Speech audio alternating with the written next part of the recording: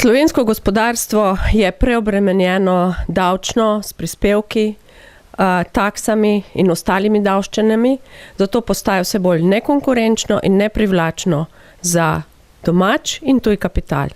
Zato vsekakor podpiramo predlog zakona o davku na dobiček pravnih oseb.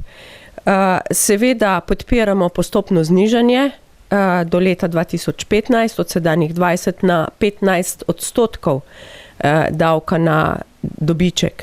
Seveda pa pri tem izpostavljamo ali podčrtujemo, da ta davčna razbremenitev ne sme pomeniti neko novo davčno breme za te iste gospodarske subjekte iz kakršnega koli drugega naslova.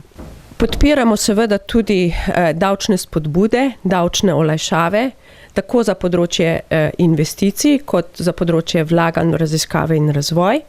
V zvezi z davčnimi olajšavami za investicije, žal predlog spremembe tega zakona ne zagotavlja enakovredne obravnave davčnih zavezancev, ker še vedno za pravne osebe limitira davčno olajšavo na 40% investicije, ampak vrednostno jo limitira na 60.000 evrov.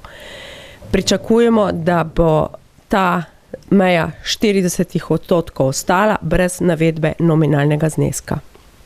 To je v času, ko je investiranje prej izjema kot pravilo, vsekakor izjemnega pomena za gospodarske družbe vseh velikosti.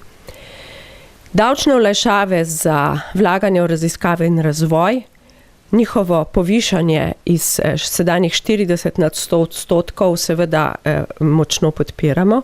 Izpostavljamo pa, da je potrebno postaviti jasna pravila, definicijo, za katera vlaganja v raziskave in razvoj gre. Sedanja davčna olajšava za raziskave in razvoj, poleg tega, da je nejasno definirana, je preozka in bi morala zajemati tudi vlaganja v znanje, v vseživljenjsko učenje, v nove poslovne modele, ki so v bistvu poleg klasičnih vlaganj v razvoj in raziskave temelj za konkurenčnost posameznega podjetja in tudi širšega gospodarstva.